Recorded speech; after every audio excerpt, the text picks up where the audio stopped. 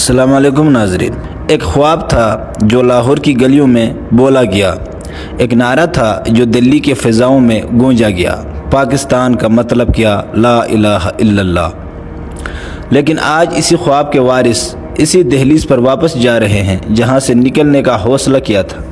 یہ صرف ہجرت نہیں، یہ نظریے کی تپش ہے۔ آئیے دیکھتے ہیں جناح کا پاکستان اور آج کا پناہ گزین مسلمان۔ قائد اعظم محمد علی جناح نے 1940 کی قرارداد لاہور میں ایک ایسی سوچ کو زبان دی جسے دو قومی نظریں کہتے ہیں۔ ان کا موقف بالکل واضح تھا، ہندو اور مسلمان دو الگ قومیں ہیں، ان کا رہن سہن، عقائد، عبادات، ہیرو اور دشمن سب الگ ہیں۔ یہ دو قومیں ایک ملک میں ایک ساتھ نہیں رہ سکتی، اس لیے مسلمانوں کے ایک علیحدہ وطن کی ضرورت ہے۔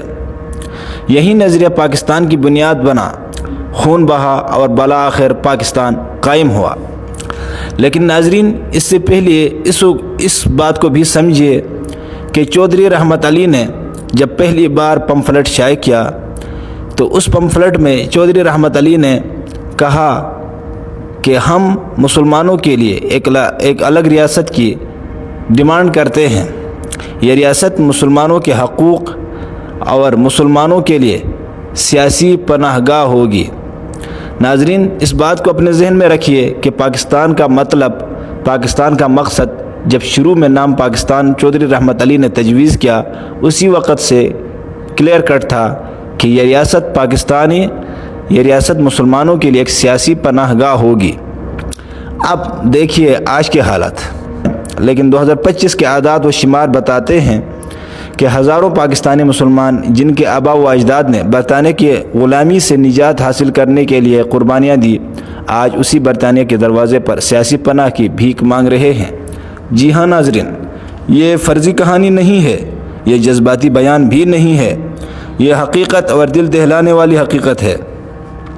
ناظرین، جناح کے مسلمان، اقبال کے شاہین، وہ مسلمان جو اللہ کو اور حضرت محمد صلی اللہ علیہ وسلم کو پیغمبر مانتے ہیں اور اللہ کو اپنا خالق اور اپنا رب مانتے ہیں، وہ اس قوم کے دہلیز پر جا پہنچے ہیں جو نعوذ باللہ اللہ کے ساتھ حضرت عیسیٰ علیہ السلام کو شریک بناتے ہیں، جن کا نظریہ ہے کہ حضرت عیسیٰ علیہ السلام نعوذ باللہ اللہ کا بیٹا ہے۔ مسلمان جس پر اللہ تعالیٰ نے اتنے بڑے احسانات اور انعامات کی بارش کی، اور سب سے بڑا انعام اس قوم پر یہ ہے کہ انہیں اللہ نے حق راستے پہ گامزن کیا۔ حضرت محمد صلی اللہ علیہ وسلم آخری نبی کی امتی ہونے کا ان کو شرف ملا۔ لیکن ناظرین، یہ دیکھیے، آخری نبی کے پیروکار برطانیہ میں جا کر حضرت عیسیٰ علیہ السلام کو نعوذ باللہ خدا کا بیٹا بنانے والوں سے کہہ رہے ہیں کہ اسلامی جمہوریہ پاکستان میں ہمارے سربراہوں سے، ہمارے حکمرانوں سے، یا پھر ہمارے اشرافیہ سے، یا پھر جس کا نام ہم نہیں لے سکتے، ان سے پیغمبر محمد صلی اللہ علیہ وسلم کی امت کے مسلمانوں کو خطرہ ہے، ہمیں سیاسی پناہ دے دیں۔ ناظرین، اس سے اور شرم کی بات کیا ہوگی؟ 2025 میں صرف برطانیہ میں 11,000 سے زائد پاکستانیوں نے سیاسی پناہ کی درخواستیں دی ہیں۔ ہزاروں دیگر یورپ، امریکہ، کینیڈا، آسٹریلیا اور خلیجی ممالک کی طرف رخ کر رہے ہیں۔ یہ صرف معاشی مسائل نہیں ناظرین، یہ ریاستی نظام پر عدم اعتماد، ناانصافی، لاقانونیت اور محروموں کی علامت ہے۔ سوال یہ ہے کہ کیا ہم نے وہ پاکستان بنایا جس کا خواب جناح نے دیکھا تھا، جہاں مسلمان محفوظ ہو، باوقار ہو اور اپنے ملک پر فخر کرے؟ آج کا نوجوان بیرون ملک جانا چاہتا ہے، وہاں بسنا چاہتا ہے، کیوں؟ اس سے اپنے وطن میں نہ مستقبل نظر آتا ہے اور نہ انصاف۔ ہم نے ایک وطن بنایا، لیکن آج ہم اسی سے فرار ہونا چاہتے ہیں۔ جناح کا پاکستان کے وارث آج انہی طاقتوں کے رحم و کرم پر ہیں جن کے خلاف کبھی تحریک پاکستان چلی تھی۔ یہ وقت ہے رک کر سوچنے کا، صرف پاکستان زندہ باد کے نعرے لگانے سے نہیں بلکہ پاکستان سنوارنے کا وقت ہے۔ ناظرین، پاکستانی مسلمانوں کی تعداد جو سیاسی پناہ کے درخواست دے چکے ہیں، ان کی تعداد 51% ہے ان کمپیئر آف انڈیا۔ وہ بھارت جن سے ہم نے آزادی حاصل کی، وہ برطانیہ جن سے ہم نے آزادی حاصل کی، آج ہم ان کے لیے سیاسی پناہ کی درخواستیں دے رہے ہیں، جبکہ بھارت کے وہ مسلمان بالکل انڈر دا پریشر ہیں، بالکل دبے ہوئے ہیں، لیکن ان کی تعداد 2% ہیں۔ بھارت کے ہندوتوا کے اندر رہنے والے مسلمانوں کی تعداد 2% ہے جو سیاسی پناہ مانگ رہے ہیں، لیکن جناح کے پاکستان کے مسلمان 11,000 سے زیادہ تجاوز کر چکے ہیں۔ ناظرین، اہم بات یہ ہے کہ بعض سیاسی جماعت کے کارکن خاص کر ہمیں یہ کہہ رہے ہیں عمران خان کو اسٹیٹ پر ترجیح دیتے ہیں۔ میرے پاکستانیوں، ہمارا نظریہ ہے جناح کا پاکستان، ہمارا نظریہ ہے اقبال کا پاکستان۔ اگر اسی نظریے پہ کوئی بھی چلے گا ہم ان کے ساتھ ہیں، ہمیں عمران خان سے کوئی لینا دینا نہیں۔ لوگ کہتے ہیں کہ یہ عمران خان کے سپورٹ میں فوج کو برا بھلا کہتے ہیں۔ میرے پاکستانیوں، عمران خان تو 85 سال ایک بزرگ ہے، زندگی موت اللہ کے ہاتھ میں ہے، لیکن اس کی زندگی کتنے باقی رہے گی۔ ہمیں اس ملک کے ساتھ محبت ہے، اور اس ملک کو جو سنوارے گا، اس ملک کے ساتھ جو کھڑا ہوگا، وہ ہمیں جان سے پیارا ہے، چاہے وہ ایک فوجی جرنیل ہو یا پھر وہ پٹیالہ جیل کے اندر پڑا رہنے والا قیدی نمبر 804 ایک 85 سالہ بزرگ۔ ہمیں محبت پاکستان سے ہے۔ لوگ کہتے ہیں کہ 9 مئی میں پاکستانیوں نے فوج کے ساتھ بغاوت کی، اور یہ عمران خان کو اسٹیٹ پر ترجیح دیتے ہیں۔